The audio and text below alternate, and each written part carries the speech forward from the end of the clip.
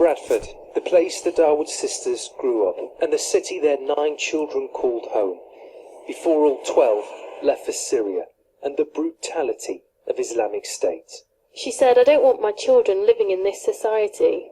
This woman has claimed for the first time the intentions of one of the sisters. She's a friend of Zora Dawood, the mother of Nora and Hafia, the first to arrive in Syria.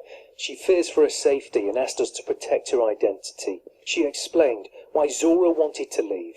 She says she wants to live in Saudi Arabia because she didn't like the UK. She didn't want her daughters to grow up in England. Did she reject British values? She did, yeah. She said England is going to be more like America. This is where Zora lived in Bradford. Here she would teach Arabic classes, and she was said to be close to her brother, Ahmed Dawood, here on the left. He's now thought to be fighting in Syria.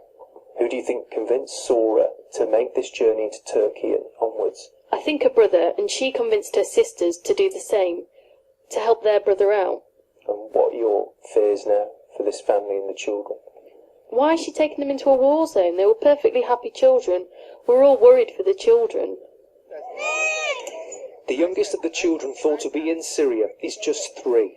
Equally disturbing is what 14-year-old Ibrahim is said to have revealed to his friends. He used to say, "I'm going to Syria to fight." What was your reaction when you heard that? I was shocked. I says, he's only 14-year-old and he's saying this. Did you speak to her and say, "Zora, this is wrong"? No, because by then Zora completely ignored us. She didn't talk to anyone.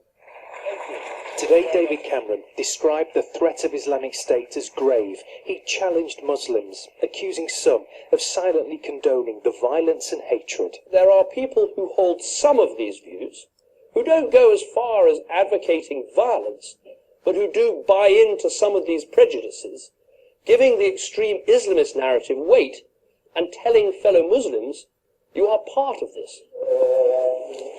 So how was that message received here in Bradford, a city searching for answers? There are certain elements within the Muslim communities who are sympathizers of IAS, and they are based in United Kingdom.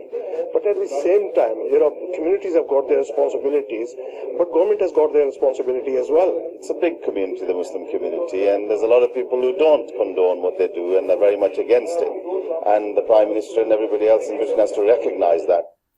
But here, the concern is the safety of those children. If Zora's listening to this now, what's your message to her? Just bring them children back. Bring them back safely. They're only little children. They've got their whole lives to live. The fear is that it may now be too late for these young children. Thomas, BBC News, Bradford.